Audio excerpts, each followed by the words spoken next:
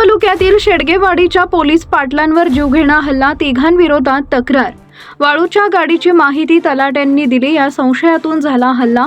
या घटनेनं खटाव तालुका हादरला। मानखटावच्या पोलीस पाटलांची भूमिका काय असणार, पाहूया आपला आवाज न्यूजवर सविस्तर बातमी। मानखटाव परिसरात खळबळ उडवणारी घटना समोर आली असून खटाव तालुक्यातील शेडगेवाडी येथील पोलीस पाटील संतोष विक्रम शेडगे यांच्यावर लोखंडी पाईपनं हल्ला झाल्याची घटना घडली आहे। या प्रकरणी तिघांविरोधात तक्रार दाखल करण्यात आली असून पुढील तपास सुरू आहे।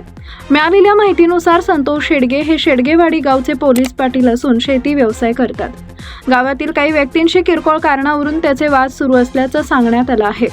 दिनांक 8 मे 2026 रोजी सकाळी सुमारे 10 वाजेच्या दरम्यान संतोष शेडगे हे त्यांच्या घराच्या अंगणात अंघोळ करत असताना अभिषेक सतीश कदम यानं वाळूची गाडी तलाट्यांनी पकडल्याची माहिती आपण दिल्याचा संशय घेत संताप व्यक्त केला।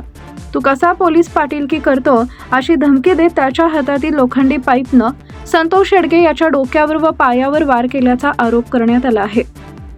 यावेळी त्याच्यासोबत असलेले अजय सतीश कदम आणि सौरभ संतोष घाडगे यांनीही लाताबुक्क्यांनी मारहाण करून शिवीगाळ व दमदाटी केल्याची तक्रार करण्यात आली आहे। या मारहाणीत संतोष शेडगे यांच्या डोक्याला व पायाला गंभीर दुखापत झाली असून त्यांना उपचारासाठी प्रथम प्राथमिक आरोग्य केंद्र मायनी इथं दाखल करण्यात आलंय। पुढील उपचारासाठी त्यांना जिल्हा रुग्णालय सातारा इथं हलवण्यात आल्याची माहिती समोर आली आहे।